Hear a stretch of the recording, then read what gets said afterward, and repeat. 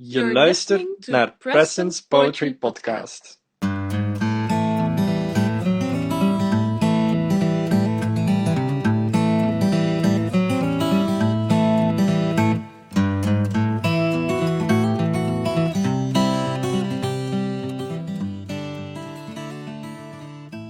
Thanks to a request from one of our listeners, Andrew, shout out to Andrew, I'll be talking today about haiku. Maybe you've heard of haiku, these short little poems of 3 lines, 5, then 7, then 5 syllables. The internet is full of hilarious plays in this form, like this one. The T-Rex likes you, but he can't give you a hug. His arms are too short. Or the one I posted on Preston's Poetry Podcast Facebook page before the launch. But I think the history of the haiku form is really interesting and will give us a clue about what's going on in haiku and how the form is still used today. I'm going to do my best to do justice to the whole tradition behind this form, but there are experts out there with far more nuanced and deeper views on the matter.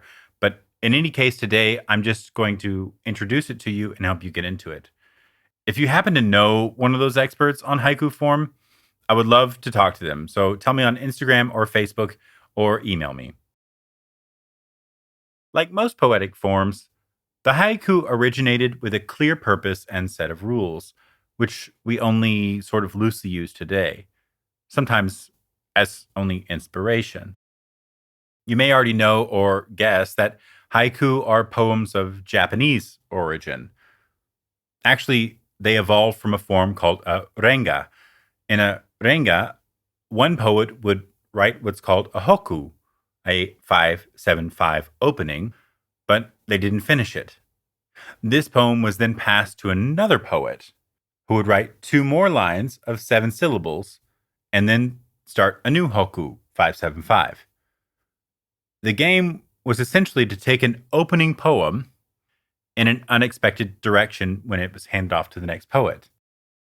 We've talked a bit about the turn, or volta. Well, it seems that even as far back as 16th century Japan, this turn was a worldwide poetic convention. The traditional highly educated renga then evolved to include a subtype, the haikai, and these were vulgar, or really just natural or seasonal poems. You can imagine that in old days, when the highly skilled court poets were going on philosophizing over matters of political import, to just suddenly focus on changing of seasons or rice paddies or natural subjects would have been somewhat boorish or simple-minded. But nevertheless, these conventions remain the same.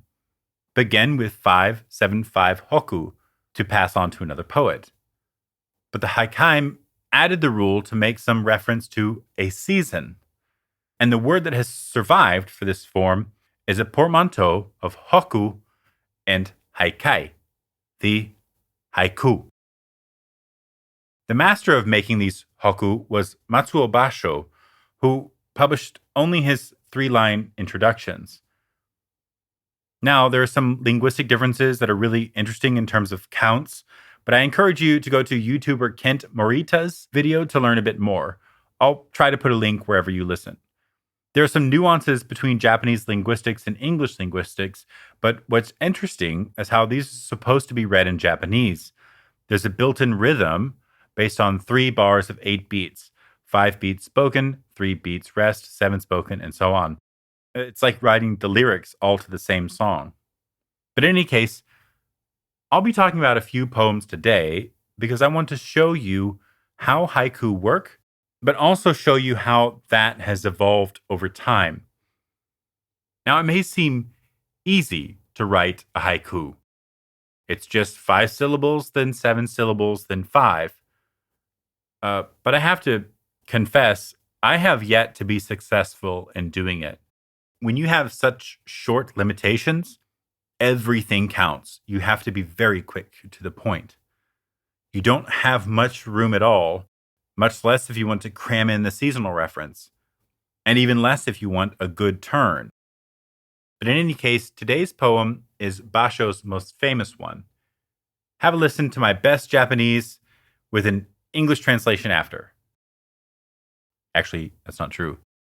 I was able to find somebody in Japan to record today's poem, a Japanese teacher, so you'll get to hear from them with my English translation after. Have a listen. 古池や河津飛び込む水の音 An ancient pond. A frog leaps in, the sound of the water.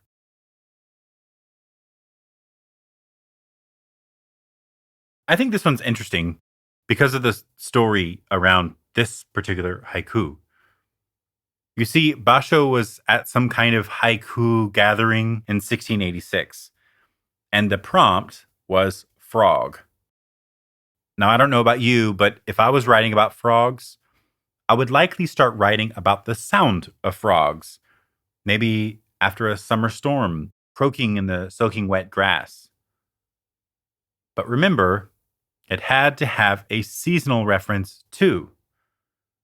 Instead, Bashō used the frog as a reference for spring. Since the frog jumps into a pond, we assume the frog is sticking around because that's where frogs generally lay eggs. And it's not the frog's sound, the croaking, but it's the little bloop of water as he jumps in. The sound of the water. And then silence. What's so brilliant here is that Bashō plays with expectations. And furthermore, there's a beginning, a middle, and an end. First, an ancient pond. Okay, probably rocky, tranquil, old as Methuselah. Then something happens. A frog jumps in. Okay, now much younger than the pond itself. It does something. It's the middle of the story. But this shows what season it is. Then, the sound of the water. The little frog gives a bloop and some ripples. It's visceral. You can hear it. But what sound? It's not the frog croaking.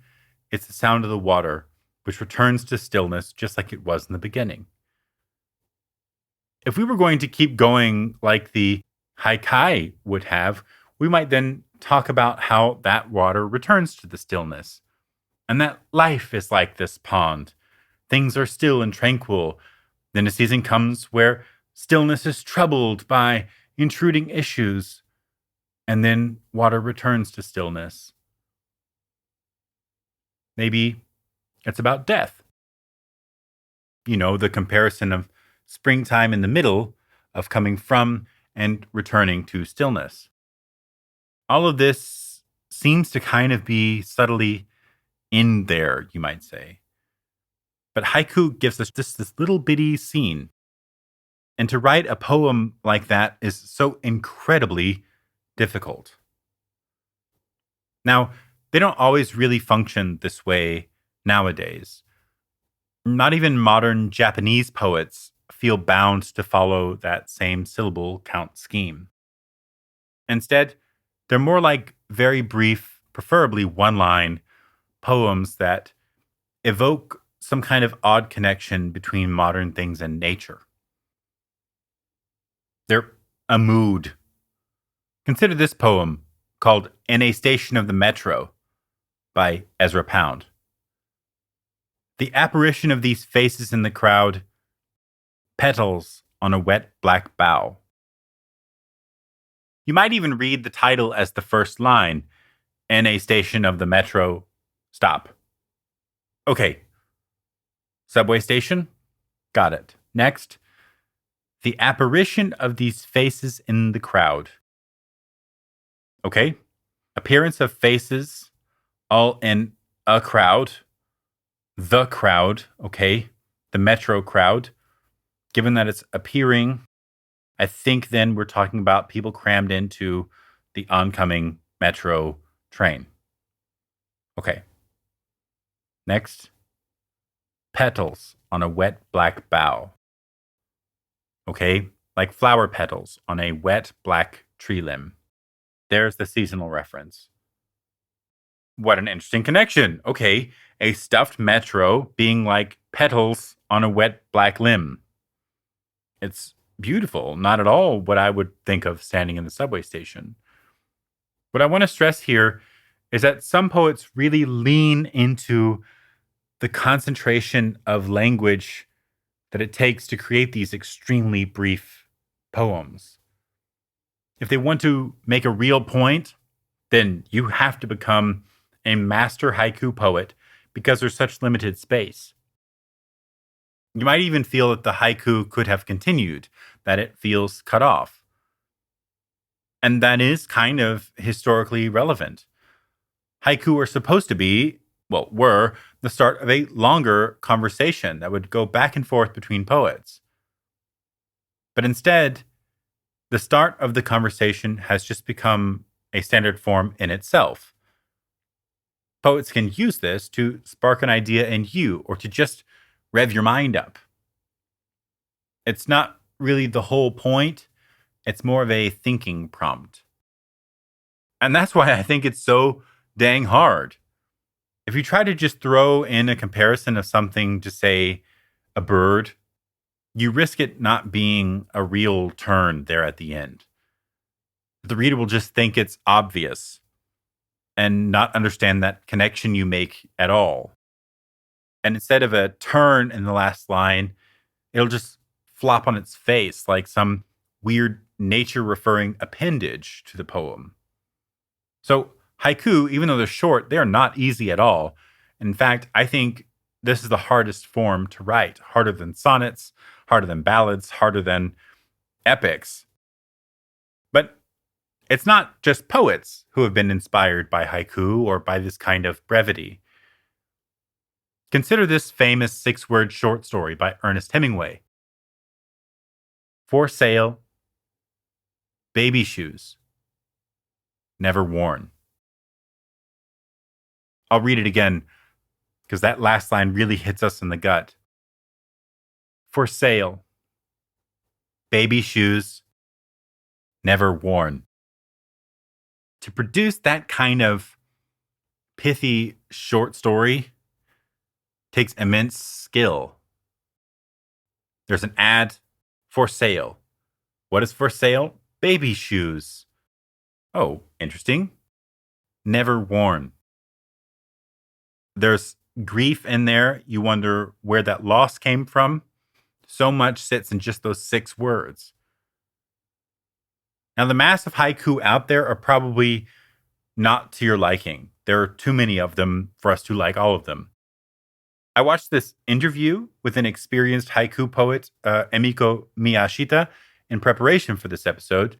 And her take is that haiku are generally subjective. Any of my listeners in the southern part of the USA might understand this short poem of mine. My coffee cup dry, sun shining in my window, termites everywhere. Anyone in South Louisiana or in the southern part of the USA knows that it's not just a season, but a very specific day of the year I'm talking about. But if you don't know about that day that termites swarm all over the southern United States, then this haiku doesn't evoke anything in you at all. But maybe it's not even a nature scene. Maybe it's like this one I wrote. Perhaps those who grew up in a big city will know this. The empty highway, it's midnight in the city, smells like firewood. But maybe that, too, doesn't do anything for you. I agree with Miyashita, though. It's okay if you don't get it. For some people, the haiku is very powerful. But for others, it's 5 seconds of their life lost? There are plenty of haiku out there. Maybe there's one about your area. I tried in this episode to jam as many little haiku or haiku-inspired poems as I could without overcrowding it, so that maybe in the midst of all of this, you would find one that you do like. But if you want to try it, try to capture something really native to where you are, or just something small that happens. A bee flies into your car. A mouse catches your cat's eye. It's raining while the sun is shining. Take anything at all and try to make a 1 to 3 line poem out of it. Write 1 sentence. Just be as brief as possible. If you don't succeed, throw it away. Scrap it and spend another, 60 seconds trying it again until you're able to capture a whole moment in just a few words. If you like this episode, I encourage you to check out episode 6 on Emily Dickinson. There, I also talk about how to read poems that are short but jam-packed full of meaning. I also talk about how to use poems for meditation, and haiku in particular are time-tested tools for meditation. In such a small space, it's incredible how haiku can evoke core memories and make connections between unnatural, synthetic, abstract things and the natural world, between somewhere else and here, between yesterday and today.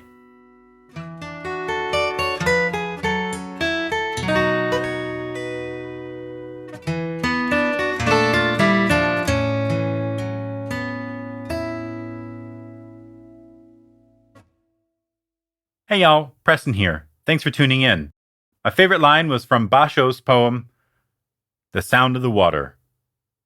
Tell me yours or ask me stuff on Preston's Poetry Podcast, Instagram or Facebook page, or via the website, prestonspoetrypodcast.com. We'll see y'all.